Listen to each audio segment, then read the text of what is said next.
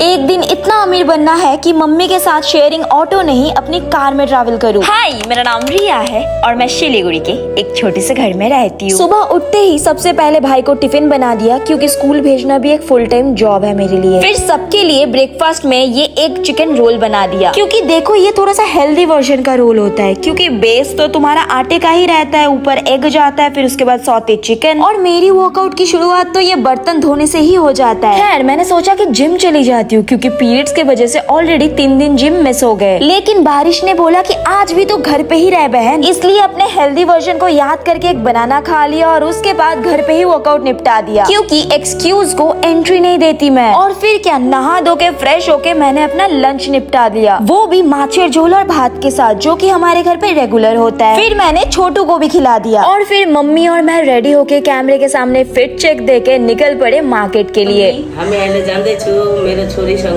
Market गर्नु जान्दैछु।